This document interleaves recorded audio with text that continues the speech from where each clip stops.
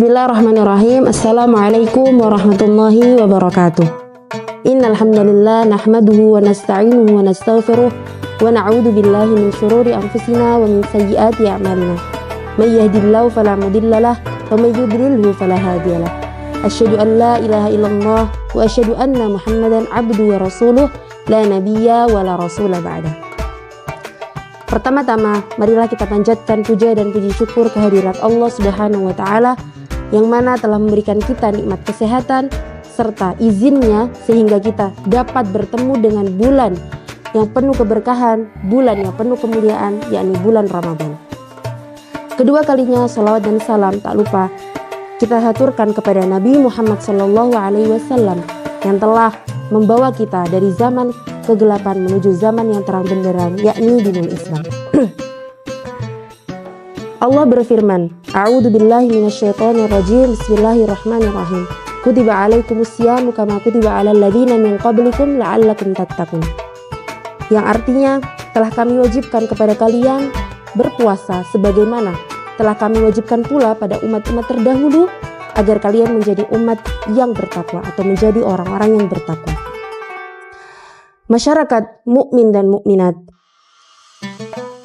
telah wajib bagi kita hukumnya untuk mensyukuri karena Allah telah memberikan kita izin dan ridho, memberikan kita ridho untuk bertemu lagi dengan bulan yang penuh berkah ini, dengan bulan yang penuh kemuliaan ini. Maka wajib bagi kita untuk mensyukuri hal tersebut, wajib bagi kita untuk selalu bersyukur dan berdoa kepada Allah semoga kita tetap dipertemukan dengan bulan-bulan Ramadan selanjutnya.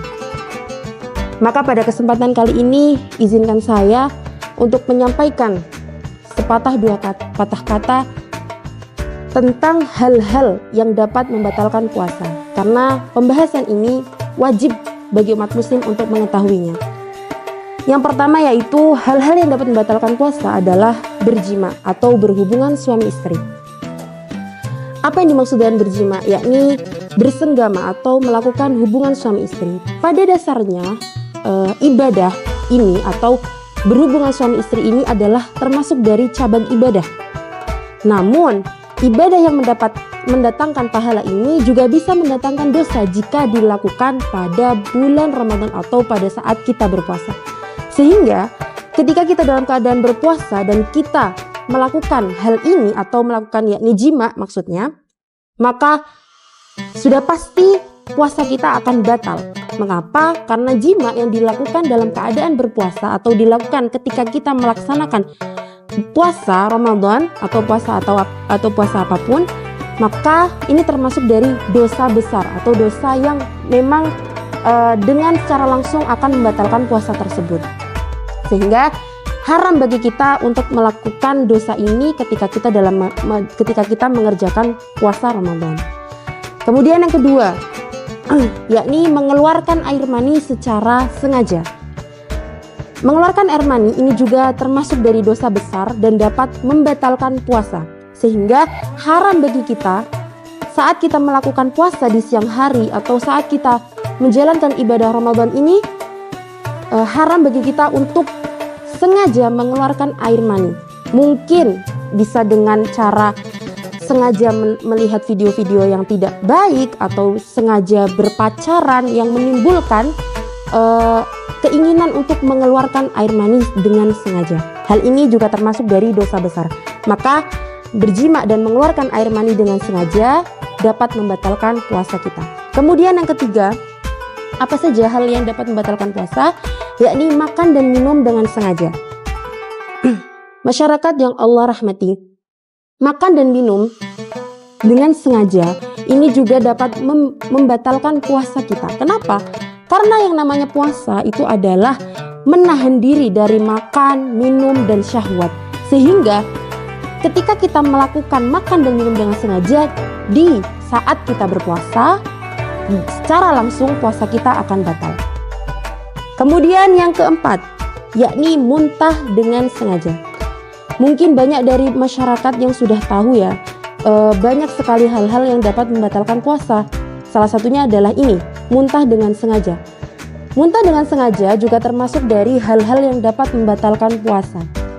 dengan sengaja. Tapi jika muntah tersebut tidak dilakukan dengan sengaja atau kita tidak menginginkannya, maka tidak membatalkan puasa. Mengapa? Karena di dalam hadis disebutkan, man dara'ahu qai'un wa huwa sha'imun falaysa 'alaihi qada'un wa in istaqa'a falyaqdi. Barang siapa yang terpaksa untuk muntah, maka tidak diwajibkan baginya untuk mengqadha puasa. Akan tetapi, jika dia melakukan muntah tersebut dengan sengaja, maka wajib baginya untuk mengqadha puasa tersebut. Sehingga dari hadis ini kita bisa melihat bahwa muntah yang dilakukan dengan sengaja, maka itu dapat membatalkan puasa. Tapi jika kita tidak menginginkannya, mungkin seperti ibu hamil, kemudian keinginan untuk muntah, itu kan tidak disengaja, tidak dengan keinginannya sendiri, maka hal tersebut tidak membatalkan puasa. Yang disengaja itu mungkin seperti kita sengaja mencari bau-bau yang tidak enak, kemudian kita menciumnya sehingga kita berkeinginan untuk muntah. Nah, itu sengaja. Atau kita memasukkan jari kita agar makanan-makanan yang kita telan itu keluar kembali. Nah, ini tidak dibolehkan dan ini haram hukumnya jika dilakukan dalam keadaan berpuasa, maka puasa kita akan batal.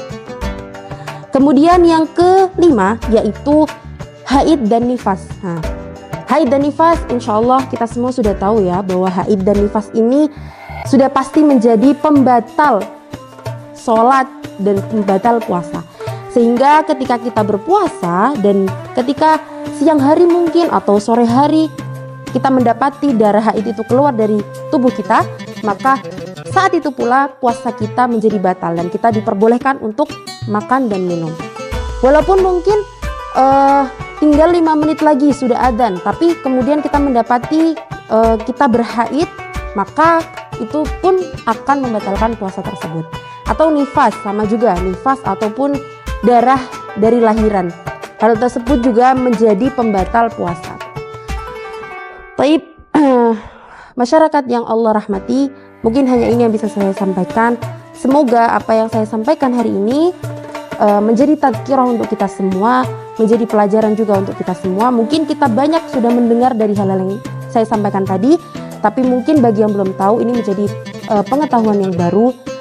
Jika ada salah kata, saya mohon maaf. Dan jika ada benarnya, semuanya datang dari Allah. Wabillahi taufiq wal hidayah wa ridha wal inayah. Wassalamualaikum warahmatullahi wabarakatuh.